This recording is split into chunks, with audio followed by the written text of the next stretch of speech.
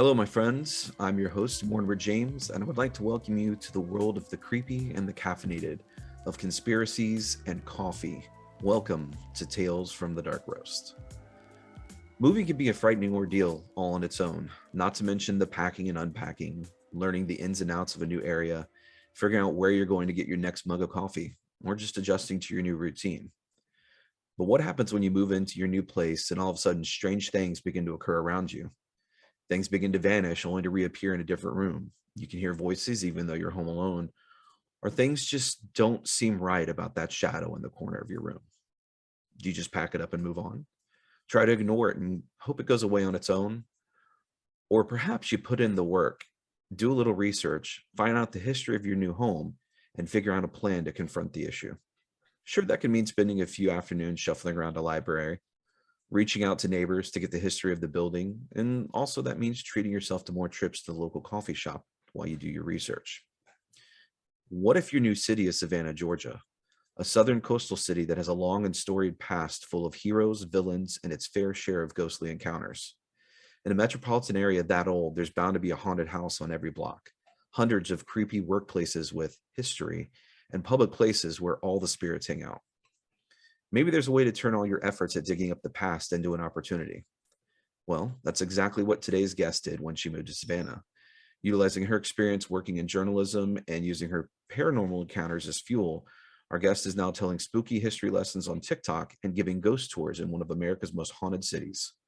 I'd like to welcome to the show, Enika Edenfield. Hey, Enika, thanks for joining us. Hey, thank you. So I've known Enika since, oh my gosh, what, like 98, 99? Yeah, somewhere around there. Yeah, I think we met at the way out in Southport at like a punk rock church festival, if I remember correctly. I think that's right. Yeah. So, and then we ended up falling into the same circle of friends over the, gosh, probably the next like 7 or 8 years, and always seem to be ending up in the same places with the same group of people. So, fair to say, I've known her a good long while, but I don't think I ever knew you were into, like, I knew you were kind of into creepy stuff just because of your aesthetic, but did you have experiences as a kid? Because I don't think I remember you talking about those.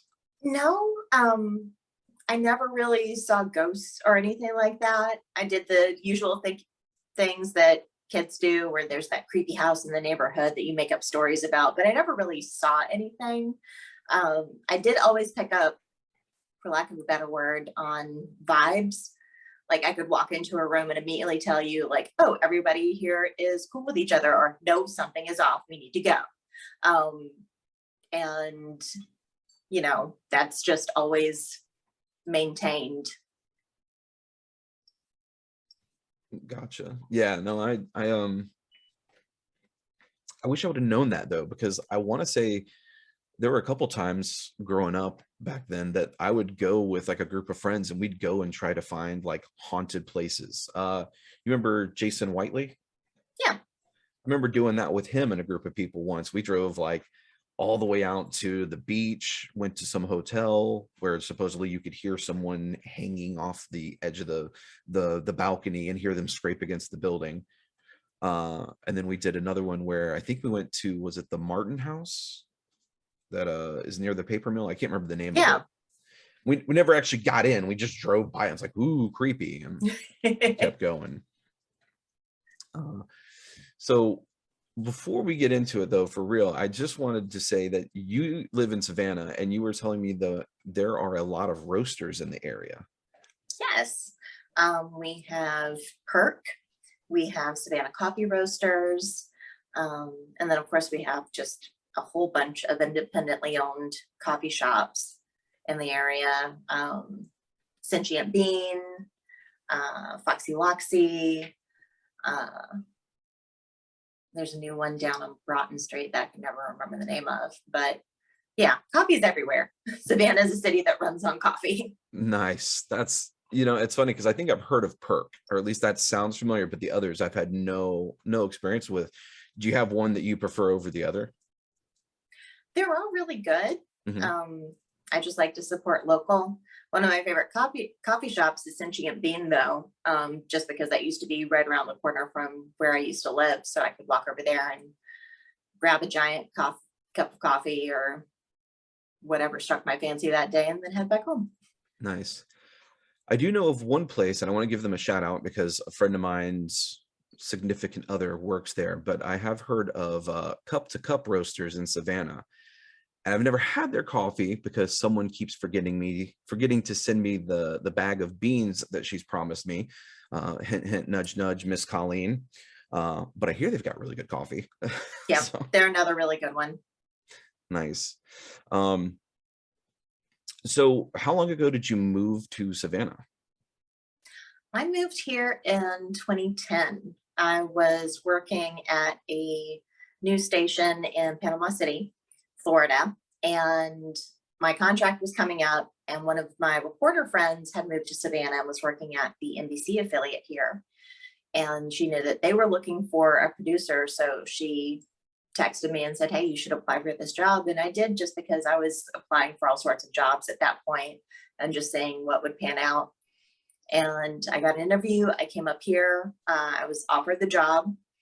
And since I was up here in the hostess city, I decided to make a weekend of it. My friend was showing me around and she kept pointing out buildings downtown saying, and this place is haunted and that place is haunted and that place is haunted. And after a while I said, if you point out the non-haunted buildings, that will take less time. So I knew what I was getting into. Nice. Yeah, because Savannah is supposed to be either the most haunted or one of the most haunted cities in America. Some people say it's the most haunted, but I prefer to say it's just one of the most haunted, because how do you do a proper head count on ghosts? Exactly. Well, I've also heard that like St. Augustine, Florida, because it's what, the oldest city in the continental US. Pretty sure. I've heard that that's the most haunted as well. So, everyone's fighting to be the most haunted, I guess. And then you've also got New Orleans. Philadelphia is really haunted. So is Boston. No, I didn't know that about Philly. That Mhm. It makes sense for how old the city is and all the history that's there, but I did hear things about Boston. So now, so when did you have your first experience when you got to Savannah? Like how long after you moved, and what happened? So when I moved here, I got an apartment in an old Victorian house, because when you're moving to a haunted city, of course, you're going to move into an old Victorian house. And it had been split into 3 apartments. The first floor was 1 apartment, and upstairs was 2 apartments, one on the front of the building, one on the back. And the 2 upstairs apartments had a shared hallway that we could take to get to the front door or to access the washer and dryer, because those were out in the hallway. So I was moving in, and my neighbor from across the hall came over to introduce himself. And while we're talking, he asked me, do you believe in ghosts? And I was like, well, I grew up in the South. I've seen some things, so I'm open to it. And he was like, cool. My apartment's haunted. He might come over to your apartment, but normally he just stays in mine. But I wanted to give you a heads up just in case he wandered over there. Very neighborly of him. Yes. And he told me the ghost's name, which I completely forgot. And he found out that his apartment was haunted because after Hurricane Katrina, a medium and her husband, who had been living in New Orleans, moved to Savannah, and they moved into that downstairs apartment. And she, of course, brought some of her own ghosts with her, but she was talking to my neighbor and she asked him, do you sometimes hear a tapping on your window? Which his window is on the 2nd floor. It's not near any trees or anything. And he said, yeah, I just thought it was like maybe a bug or something blowing up against the window. And she said, no, that's a ghost. And she told him the ghost's name and said he is totally fine sharing his space with you.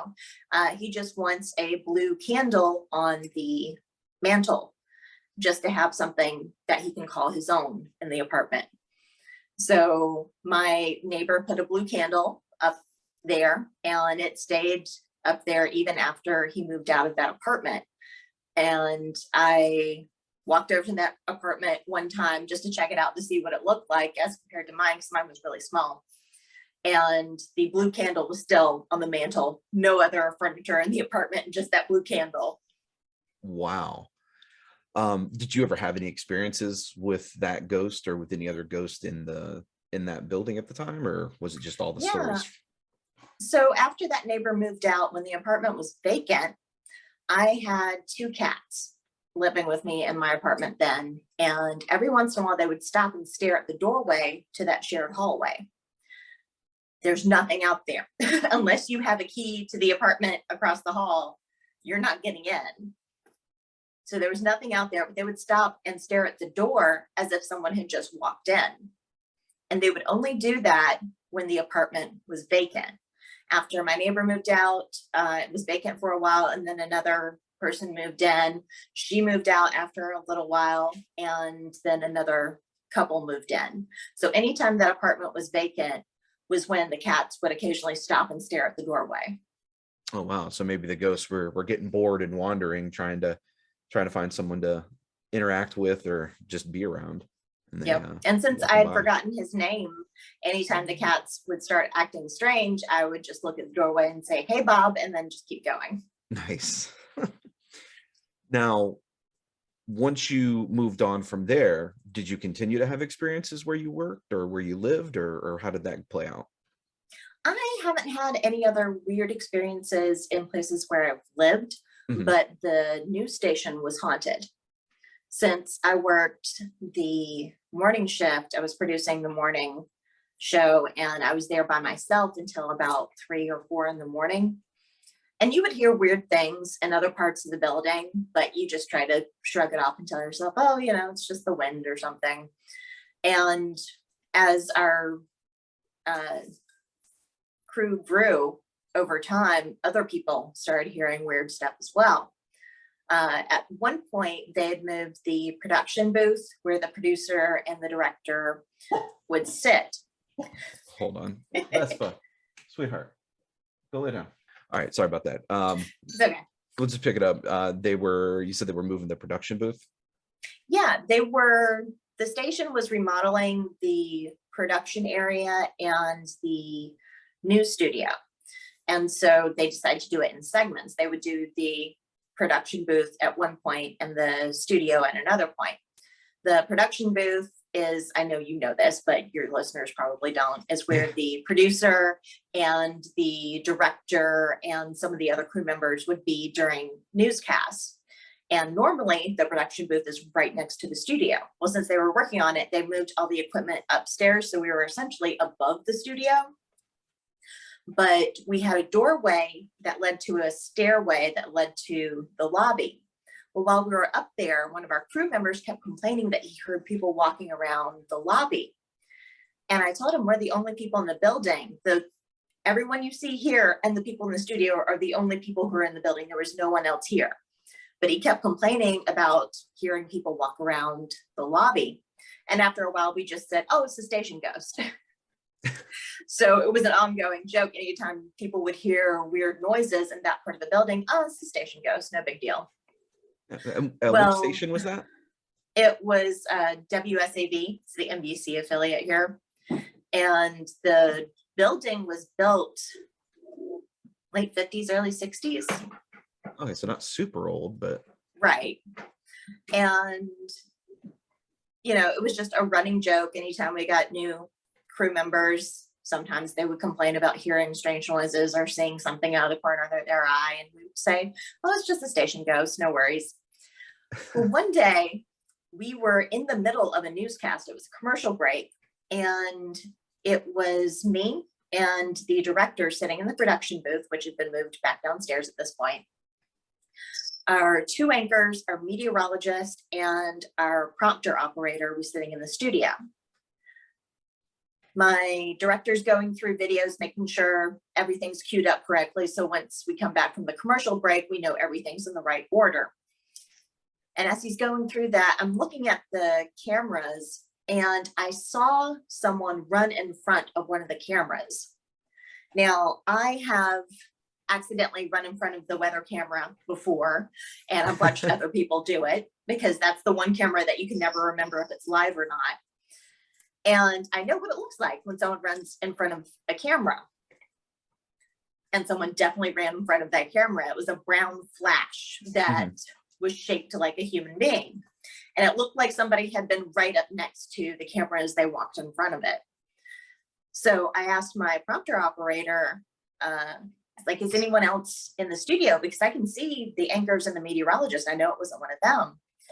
And he said, no, no one else is in here. It's just us. And I turned to look back at my director to ask him if he had seen it too. And he is staring straight at that camera and his eyes are about to bulge out of his head. And before I could even ask him anything, he just nods silently. And I was like, okay, wow. cool. We both saw that. And of course, it's the one camera that wasn't recording because we were in a commercial break. So there's no evidence of it. Room full of cameras. None of them are recording. That's always the way it works, though. That's always the way. And so it became this whole story like, oh yeah, the station's definitely haunted. He ran in front of the camera one time. And earlier this year, I started looking into the history of the building and the history of the property, thinking that maybe whatever we were experiencing was connected to what was there before the station was built. I wasn't really finding anything. And on a hunch, I asked a man who worked in the building forever if he had ever heard anything. And he said, oh, I know exactly who that is. And I was like, you do? He said, yeah, there was an engineer who had worked for WSAV for decades. He even bought a house behind the station. Like, working at the station was his life. And he passed away in the 80s. And my coworker said as soon as he passed away is when the weird footsteps started up at the station. Oh, wow. So basically he, that was his life when he was alive. And then afterwards, he just continued working. Yep. Continued taking care of the station. Wow. You know, it's funny because I think every TV station I've worked at, I've had two, you know, that I've worked with too. There's always that old engineer or technician who's been there longer than anyone else, and he just goes about his day. He's always there. He's like the reliable guy. Yep. Wow. Now, did you then take that to the people that you worked with and kind of presented it to them, and or was it just something that you found? I didn't find out about that until I had already left my job there. So I just have this knowledge now. And I mentioned it to somebody who also just recently left the station, and she worked in IT. And as soon as I mentioned that the station was haunted, she was like, the weird footsteps, right? And I said, yes, you've heard them too. And she and I had not discussed this before. And she works a completely different, well, she worked a completely different schedule than me. So she said that she had heard them back where all the computer equipment was that helped actually run the station outside of the broadcast. Yeah. Wow, that's really cool. Now, you had said that you basically took your ability to research and look into stuff, and you've now turned that into like this whole other, like, I'm not going to say side hustle because I don't actually like using that, but that's kind of what it's amount to. You've got a whole other, you know, thing on the side where you're doing like the history of buildings in Savannah, or how does that work out? So I left WSAV last year. I had another job set up. My contract was ending, and then the pandemic hit and everything went away. So I had a lot of downtime. I started freelance writing, but that's not super steady work. And I had gotten on TikTok just to kind of lurk and just enjoy videos that other people were posting. And then as we got closer to Halloween, people started sharing ghost stories. And I have been following one person. Her name is Rebecca the Ghost Guide, and she's based out of Wilmington, North Carolina.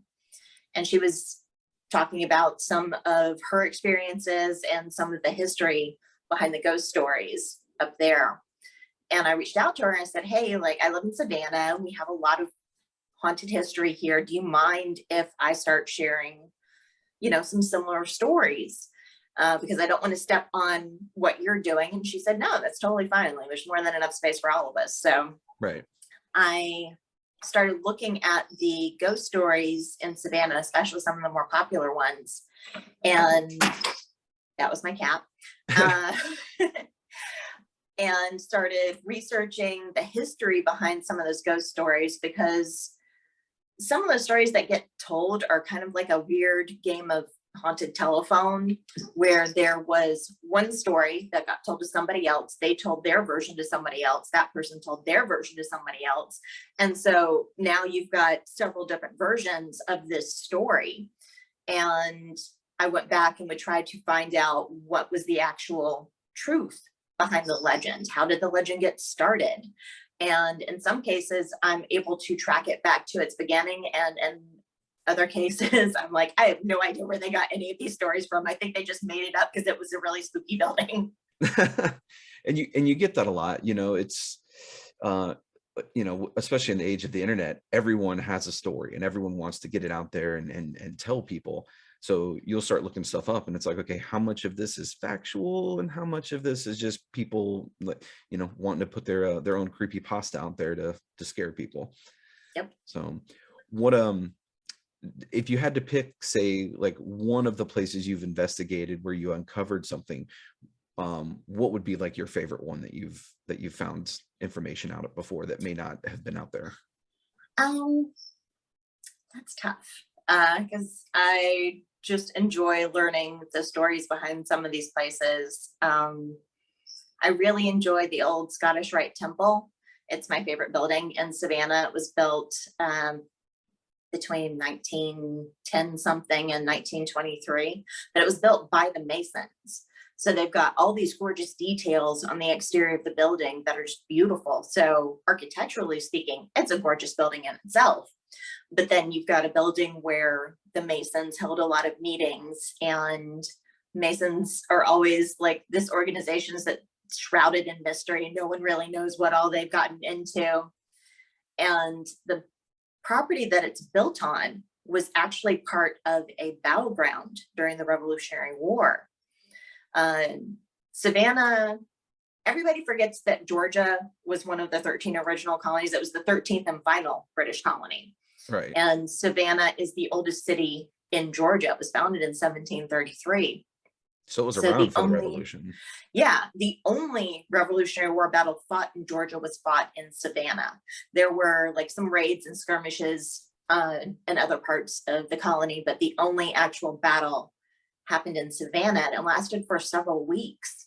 And by the end of it, the British had maintained control of Savannah during the entire battle and still held on to it after the battle was over. But it did not end well for the American colonists and their allies. They suffered huge casualties. So it was a really bloody battle. And I think that has probably kind of left open wounds in the area and just made it much more easy to haunt. I think that's my theory, at least. Well, and you get that with a lot of battlegrounds like Gettysburg. I mean, there are still people that talk about seeing ghosts there. I think you can even Google it and find video up on it. And other battlegrounds, especially the older historical ones, Civil War, Revolutionary War, you get that a lot, where buildings that are now on the sites where these happened have strange occurrences and weird things happening with them. And the Scottish Rite Temple has some very weird hauntings, or at least some incidences that have happened there. The building itself was sold to the Savannah College of Art and Design last year, so they own it now. And I have no idea. Sorry. I know that one. I have a friend that went there. Okay. I have no idea what they're doing with the building. The first floor is a tea shop that Scab runs, and then another little cafe area that they run, but I have no idea what they're doing with the floors above it. But I was able to talk to a Mason who is also a paranormal investigator, and he was able to investigate that building before they turned it over to SCAD. And he told me some of the stories that he's collected from members as well, of people walking across a particular floor and hearing footsteps right behind them. And that happening multiple times. The same floor also has one master light switch that turns on all the lights for that floor. And sometimes the lights will go out on their own, which, I mean, it's an older building. You could say that's just, electrical problems. But between that and the footsteps and the fact that he himself was chased by an invisible entity on that floor when he went to investigate it, there's definitely something in that building. Wow. Yeah, no, I keep saying I want to have an experience, but every time someone brings something up, the first thing that comes to mind is nope, just I'm gone. I hear footsteps behind me. I'm out the building. You guys have a good night. So now you then took all of that and now you've started something else that you're doing. You do ghost tours in Savannah, correct? Yeah. So last year, when everything was shut down and no one was really able to travel, I started doing virtual ghost tours on TikTok and Instagram. I would go live and just show people around Savannah and tell them the stories behind certain places. And once things started opening up again, I started getting requests from people to take them on tours because they really enjoyed the virtual tours. And I was like, oh, well, I guess I should actually go get licensed and everything. You have to get a license to be a tour guide?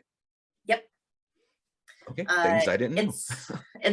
It's I don't know how it is in other cities, but Savannah regulates it because they don't want just people showing up and telling, completely untrue stories. So there's a history test that you have to take just to make sure that you do understand the basic history. Now, after that, you could make up whatever ghost stories you want, but at least you know the actual history. Right. You're kind of vetted. So yeah, so you've got that, and then of course, starting up a business, you also need a business license too. Right. And how many of those do you do on average? I have no average. I started this up, I got everything done because, bureaucracy, every time you think you're close to the end, then suddenly there's something else you have to do. So I didn't really open my tour guide business until October 1st. And wow. Yeah, so it's still pretty new. And October was a really busy month because so many people were so excited to be able to go out and do things again. And then Savannah has a lot of events in October. And so that also brought a lot of people in. And then, of course, you're in one of the most haunted cities in the US around Halloween. Of course, you're going to go on a ghost tour. So I was really busy last month. And now we're hitting the slower season. So I've had some tours here and there this month, but certainly not the same way it was last month. What's your favorite place to take people? Do you have like a set route, or do you just let them kind of dictate where you go? Well, I do ask if there's a particular place because some people definitely want to see certain places. People who are big fans of Midnight in the Garden of Good and Evil, the book or the movie. I remember that movie. Yeah. Sometimes they want to go see the Mercer House, which is the last home that Jim Williams lived in, and is also where Danny from the book and the movie was shot and killed. So, they want to go see that and hear the stories about that place. There are a few other places that are pretty popular, like the 1790 Inn, which has several ghosts attached to it, but there's one ghost named Anna that everyone wants to hear about. She haunts a few of the rooms upstairs because you can't have a hotel without a ghost, right? Yeah, especially in like an old city like that, there's got to be a haunting, at least in one room or one floor. Yeah. So. And then, of course, we do have one cemetery in downtown that's still there that we can also go by on the tour. Most things are pretty easily within walking distance. I'm such a nerd, though, that I've learned so many things that I always tell people, look, I can make this tour 4 hours long if you want. I just don't think you want to walk around for 4 hours. So I try to keep it to 2 hours, and I've got a whole bunch of different routes that we can take depending on what they're interested in or where the other ghost tours are, because there's a bunch here. There's somewhere around 20, and I don't know if that also includes the hearse tours and the trolley tours, or if that's just the walking tours. There's a lot. So I also try to maneuver around those so that we aren't all in the same place at the same time. Right, yeah, because it doesn't help if there's three groups, 5 to 10 people each, and running into each other, stepping in each other's feet, getting in the way of cameras. So that Yeah, makes a lot of sense. Um, I just want to know, are there any haunted coffee shops in the area that you know of? probably. I don't know. Well, the sentient being is a part of a building that was used by soldiers. Um, I don't know if there are any ghost sightings within sentient being itself, but the part of that area that's been turned into the American Legion is haunted by the ghost of a little girl. You'd expect there to be a soldier ghost attached to it. No, there's a Just a little little girl girl. that hangs out in the back near some stairs. Multiple people have seen her. Okay. Well, if you do some more research, find out if there's a coffee shop that's haunted, and let me know, because that's where I want to go to get coffee if I ever Okay. visit Savannah. Um, and it's funny that you had mentioned. I have to give a shout out real quick to someone now that I'm thinking about it. You had mentioned that you reached out to someone on TikTok that kind of inspired you to get started. And I want to do real quick. I want to shout out to the guys at One Candle Society. They've got a podcast on YouTube and all the different podcast providers. Um, Vic and Marcus actually kind of inspired me to start doing this, because I found their stuff randomly and started listening to it. And I was like, man, I really want to do something like this, and hear all the different histories and stories. So if you guys are looking for another podcast to listen to, I highly suggest it. They're on YouTube and all the other platforms. One Candle Society, Talking with Shadows.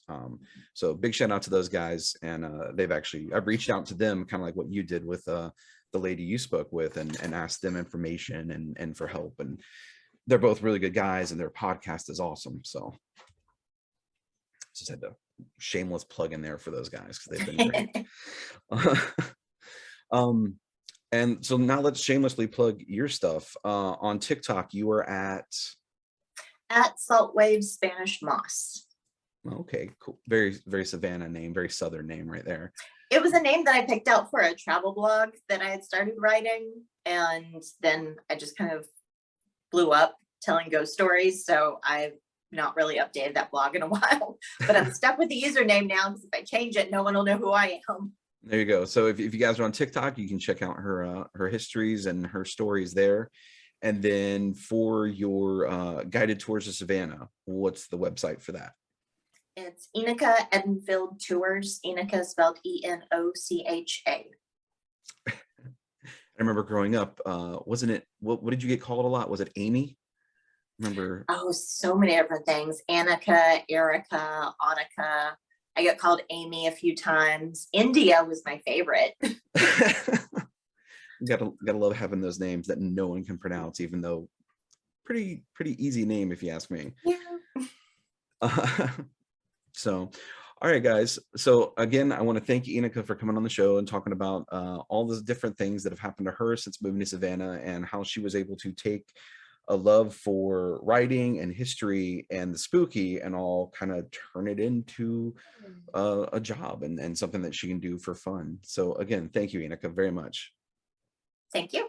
And do you have any parting words or suggestions or pieces of advice that you'd want to give the listeners about Savannah and the ghost stuff there?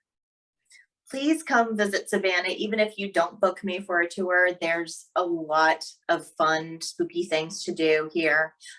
Just be careful, be safe, because we have enough ghosts and we don't need to add to that count. That's probably the best way to wrap that up. I think I've ever heard anyone do it. So that's awesome. Thank you again very much. You're welcome. All right, guys. So again, remember to check out Enika's TikTok at Salt Waves Spanish Moss. And if you want to get a guided ghost tour of Savannah, you can go to EnikaEdenfieldTours.com. We've come to the end of today's episodes. I want to thank you all for listening and remind you to check us out on all our platforms: YouTube, Spotify, Google Podcast, and Instagram. Just search for Tales from the Dark Roast. Do us a huge favor if you're tuning in via YouTube, give us a like, drop us a comment below, especially if you know what's going on at SCAD and what they're doing with that building, and subscribe so you can get notifications of new episodes as we post them. If you're on Google Podcasts or Spotify, leave us a review. Let us know if you're liking the show or what you're not liking about the show. And stay tuned for future Tales from the Dark Roast episodes, as we're still working on our big plans for the end of the year, and I'm nearly done putting our evidence video together. If you enjoyed our episodes with Drusilla Nix or Mark Van Dyke, you're not going to want to miss seeing some of the proof they were able to send my way. Once again, thank you for listening, and if you have a dark story you're willing to tell, then I have a pot of dark coffee I'm willing to share. I'm Mortimer James, and this has been Tales from the Dark Roast.